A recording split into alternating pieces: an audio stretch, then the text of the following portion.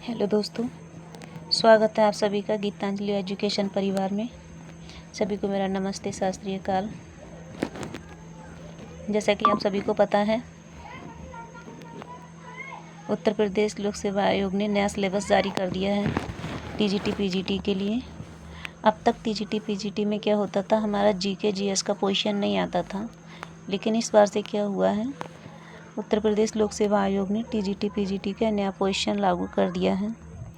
इस नए पोजीशन में क्या होगा, 30 नंबर हमारे जीके जीएस के आएंगे। 30 नंबर जीके जीएस के आएंगे, जिसमें 3 इकाइयों में क्वेश्चन पूछे जाएंगे। नंबर 1 समसामयिकी। समसामयिकी मतलब सारा करंट अफेयर्स, यानी कि हमसे सारा करंट अफेयर्स पूछ लिया जाएगा। इसमें हमारा राज्य, राष्ट्रीय, अंतर्राष्ट्रीय महत्व की समसामयिक घटनाएं, चर्चित व्यक्तित्व, खेल से संबंधित टोटल करंट अफेयर्स हमको पढ़ना पड़ेगा।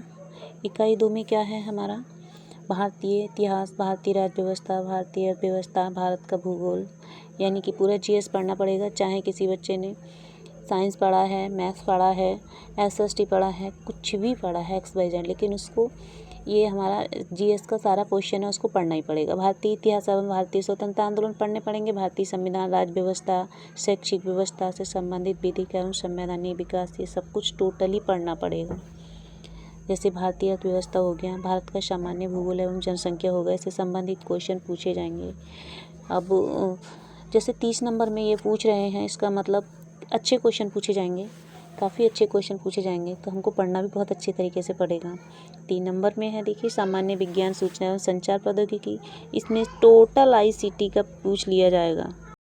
आईसीटी मतलब पूरे कंप्यूटर से संबंधित पूछा जाएगा। इसमें आईसीटी का अनुप्रयोग शैक्षिक प्रौद्योगिकी में विकास, मानव स्वास्थ्य, स्वच्छता, विटामिन, खनिज, रोग, यानी कि जो सामान्य विज्ञान है उससे संबंधित क्वेश्चन पूछे जाएंगे। सामान्य विज्ञान से संबंधित और पर्यावरण से संबंधित काफ़ी क्वेश्चंस पूछे जाएंगे।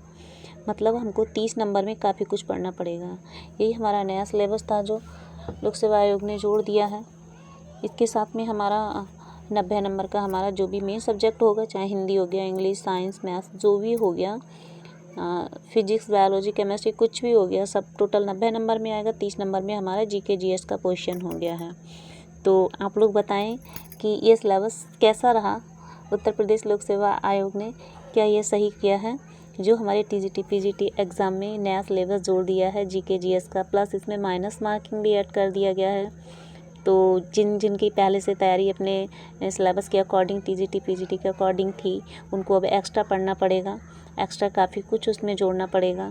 जो लोग सोच रहे हैं हमारी तैयारी हो चुकी है, तो समझ लो हमारी तैयारी अभी भी आधी है, क्योंकि हमें उस आधी सब्जेक्ट के आधे टाइम में जो हमने पढ़ा है उससे इतना ही टाइम हमको हमारा जीके जीएस लेगा। क्योंकि आपको पता ही है जीके जीएस का कितना ब्रॉड एरिया होता है, कहीं से भी कुछ भी पढ़ लें, कुछ भी आ सकता है, समझ में नहीं आता क्या आएगा क्या नहीं आएगा, काफ़ी कुछ हमको पढ़ना है। तो ये चीज़ है लोक सेवा आयोग ने की है भाई।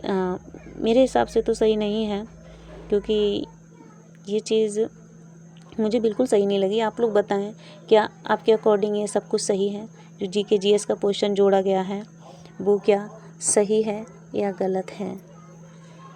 लेकिन जो भी हो, लोक सेवा आयोग ने जोड़ दिया गया है, तो सभी को अपनी तैयारी में जुट जाना चाहिए, क्योंकि अब न्यू वैकेंसियाँ भी आने वाली हैं, नोटिफिकेशन आने ही वाला है।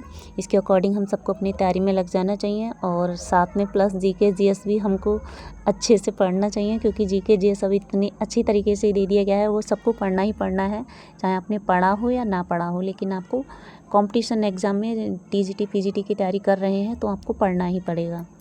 लेकिन एक बार कमेंट करके मुझे आप सभी लोग ये ज़रूर बताएं कि क्या ये आयोग का फैसला सही है या फिर गलत है।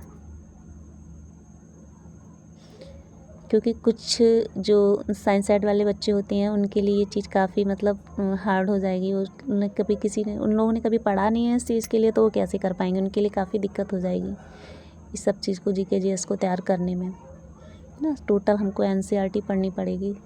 टोटल जो भी एनसीईआरटी है हमारा, भारतीय इतिहास, भारतीय राज्य व्यवस्था, भारतीय अर्थव्यवस्था, इसको पढ़ डालिए। क्योंकि वैकेंसी भी इस बार अच्छी खासी आ रही हैं। अगर कोई धांधली नहीं होती है, पेपर नहीं लीक होता है, पेपर नहीं बिकता है, तो हो सकता है हमें भी चांस मिल जाए, हमारा भी लक साथ दे दे। लेकिन उम्मीद तो नहीं है, क्योंकि एग्ज़ाम होने से पहले ही हमारा या तो पेपर आउट ऑफ सिलेबस आ जाएगा, या बिक जाएगा, या लीक हो जाएगा।